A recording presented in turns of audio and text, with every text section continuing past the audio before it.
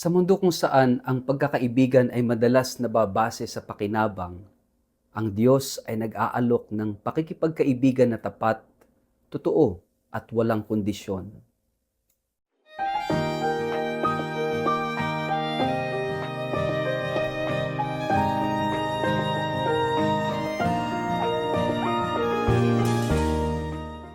Ang mabuting balita ng Panginoon ayon kay San Juan, kung paanong iniibig ako ng Ama, gayon din naman iniibig ko kayo. Manatili kayo sa aking pag-ibig. Kung tinutupad ninyo ang aking mga utos, mananatili kayo sa aking pag-ibig. Kung paanong tinupad ko ang mga utos ng aking Ama at ako'y nananatili sa kanyang pag-ibig. Sinabi ko sa inyo ang mga bagay na ito upang mapasa inyo ang kagalakan ko at nang sa gayon ay malubos ang inyong kagalakan. Ito ang aking utos. Magmahalan kayo gaya ng pagmamahal ko sa inyo. Ang pinakadakilang pag-ibig na maaaring taglayin ng sinuman para sa kanyang mga kaibigan ay ang ialay ang kanyang buhay para sa kanila. Kayo'y mga kaibigan ko kung tinutupad ninyo ang aking mga utos. Hindi ko na kayo itinuturing ng mga alipin sapagkat hindi alam ng alipin ang ginagawa ng kanyang Panginoon. Sa halip, itinuring ko kayong mga kaibigan sapagkat sinabi ko sa inyo ang lahat ng narinig ko sa aking Ama. Hindi kayo ang pumili sa akin, ako ang pumili sa inyo. Hinirang ko kayo upang kayo humayo at magbunga at manatili ang inyong bunga. Sa gayon, ang anumang hingi ninyo sa Ama sa aking pangalan ay ibibigay sa inyo. Ito nga ang utos ko sa inyo. Magmahalan kayo. Ang mabuting balita ng Panginoon. Word of the day, hear what God has to say.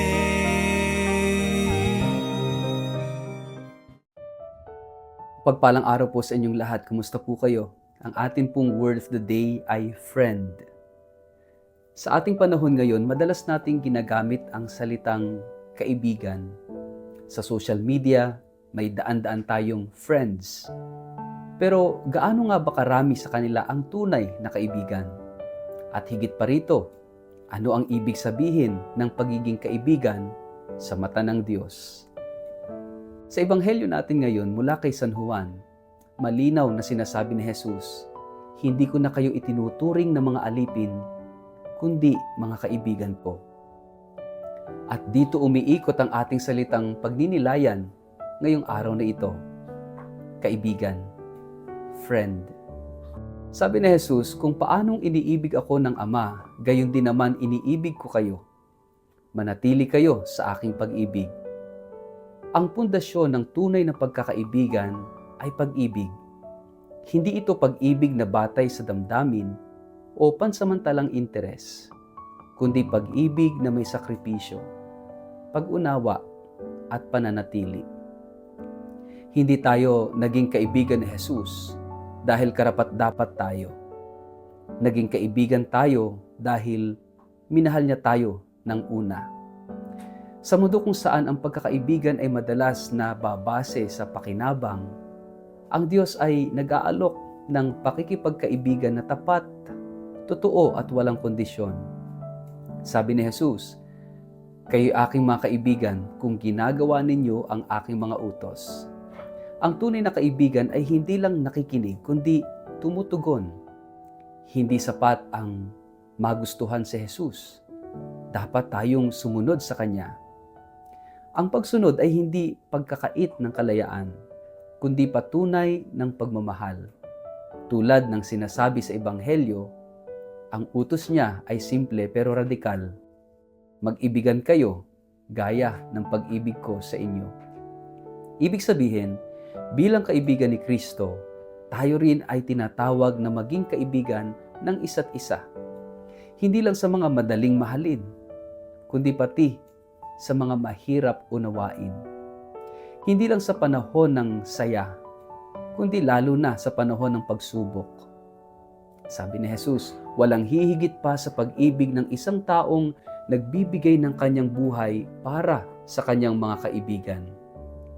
Ito ang sukdulan ng pagkakaibigan, ang pagbibigay ng sarili. At ito ang ginawa ni Jesus sa krus.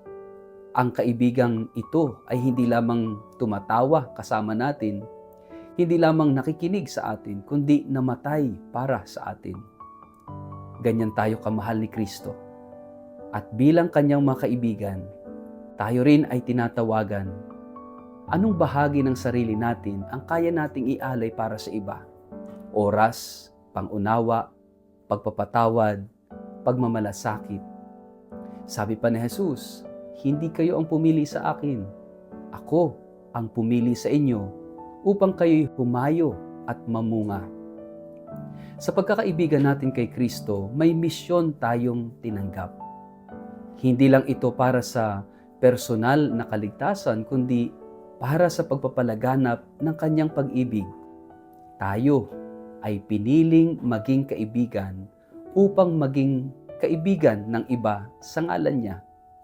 Tayo ay piniling mamunga ng pagmamahal, habag, kabutihan at pananampalataya. Mga kapatid, ang Diyos ay hindi isang malayong nilalang na naghihintay lang ng ating pagkakamali. Siya ay isang kaibigang lumalapit, tumatawag at nagmamahal. At ang tanong sa atin ngayon ay simple, ngunit malalim. Paano mo tinatanggap at tinutugunan ang pakikipagkaibigan ng Diyos? Nais mo bang manatili sa kanyang pag-ibig? Handa ka bang sumunod? Kaya mo bang magmahal tulad niya? Kung oo, hindi ka lang basta tagasunod. Ikaw ay tinatawag na kaibigan ng Diyos. At sa pagkakaibigang ito, naroroon ang tunay na kagalakan, kapayapaan, at kaligtasan. Sa ngalan ng Ama at ng Anak at ng Espiritu Santo. Amen. Panginoong Jesus, salamat po sa pagtawag mo sa amin, hindi bilang alipin, kundi bilang kaibigan. Turuan mo kaming manatili sa iyong pag-ibig, sumunod ng may kababaang loob, at magmahal gaya ng iyong pagmamahal. Naway sa bawat araw, kami maging tunay mong kaibigan, tapat, masunurin, at handang maglingkod. Amen. Pagpalain po kayo't ingatan ng makapangyarihang Diyos, Ama at Anak at Espiritu Santo. Amen.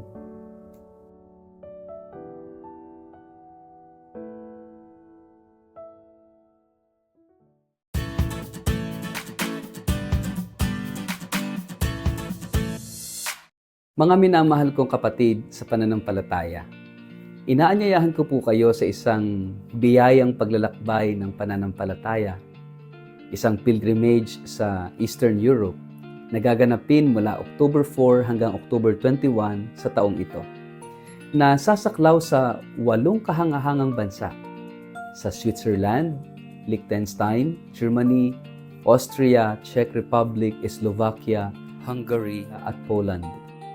Ang tampok ng banal na paglalakbay na ito ay ang ating debosyon sa Divine Mercy o Banal na Awa, isang tema na napapanahon sa atin ngayon sa panahon ng pagsubok at pananabik sa pag-asa. Gaya ng sinabi ng ating yumaong Santo Papa Francisco, the mercy of God is the sure source of our hope. At sa ating paglalakbay, bibisitahin po natin ang mga sagradong lugar kung saan sumibol at lumaganap ang mensahe ng awa ng Diyos. Bibigyan din natin ang Poland, ang bansang sinilangan ni Saint Faustina Kowalska at Saint John Paul II, mga tagapagdala ng mensahe ng banal na awa sa buong mundo. Ito hindi lamang isang biyaheng panlabas, kundi higit sa lahat, isang panloob na paglakbay ng puso. Isang pagkakataong mapalalim ang ating pananampalataya. Maranasan ang kagandahan ng simbahang Katolika sa Europa at muling pag-alabin ang ating pag-asa. Para po sa mga interesadong sumama sa akin, maaaring makipag-ugnayan kay Toby sa numerong 0917-317-4536 o magpadala ng email sa inquiry@tobiahe.com. Magsama-sama po tayo sa isang paglalakbay ng panalangin, kultura at biyaya.